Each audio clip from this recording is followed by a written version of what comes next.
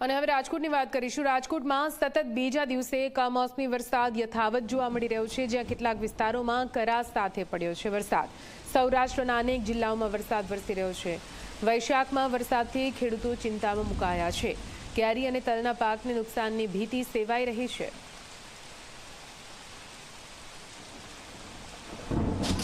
રાજકોટમાં સતત બીજા દિવસે કમોસમી વરસાદ છે તે વરસી રહ્યો છે। જે રીતના અસહ્ય ગરમી છે તે પડતી હતી અને તેની વચ્ચે ગઈકાલથી જ વાતાવરણની અંદર પલટો છે તે આવ્યો છે। મોટાભાગના જે સૌરાષ્ટ્રના જે વિસ્તારો છે કે ત્યાં આ જ પ્રકારે ધોધમાર વરસાદ છે તે વરસી રહ્યો છે અને વરસાદ વરસતાની સાથે જ અનેક વિસ્તારો છે કે ત્યાં પાણી ભરાવાની સમસ્યાઓ, રોડ ઉપર પાણી ભરાવાની સમસ્યાઓ છે તે સામે આવી રહી છે।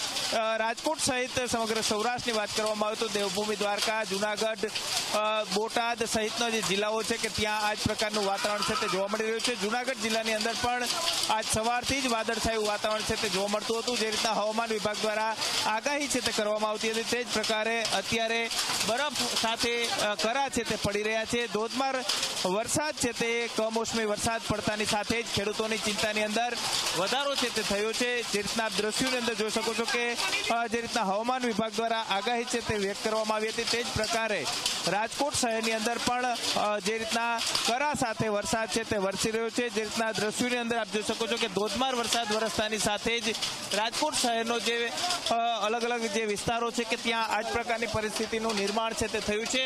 આપને દ્રશ્યો છે તે બતાવવાનો પ્રયાસ કરીશું કે કરા છે તે બરફના અત્યારે પડી રહ્યા છે અને જે રીતના કરા સાથે વરસાદ વરસતા જ ખેડૂતો છે તેની મુશ્કેલીની અંદર ચોક્કસથી વધારો છે તે થયો છે। રાજકોટ સહિત સૌરાષ્ટ્રની અંદર જે રીતના હવામાન વિભાગે આગાહી છે તે વ્યક્ત કરી હતી તે જ પ્રકારે સતત બીજા દિવસે પણ વરસાદ કમોસમી વરસાદ છે તે વરસી રહ્યો છે અને તેને કારણે ખેડૂતોના પાક છે તેમને નુકસાની છે તે જવાની ભીતિ છે તે જોવા મળી રહી છે। રાજકોટ સહિત સૌરાષ્ટ્રના જેટલા પણ માર્કેટિંગ યાર્ડો આવેલા છે તે 6 દિવસ સુધી ખેડૂતોને પોતાની જણસી લઈને ન આવવા માટેની અપીલ છે તે કરવામાં આવી છે અને બંધ છે તે રાખવામાં આવ્યા છે।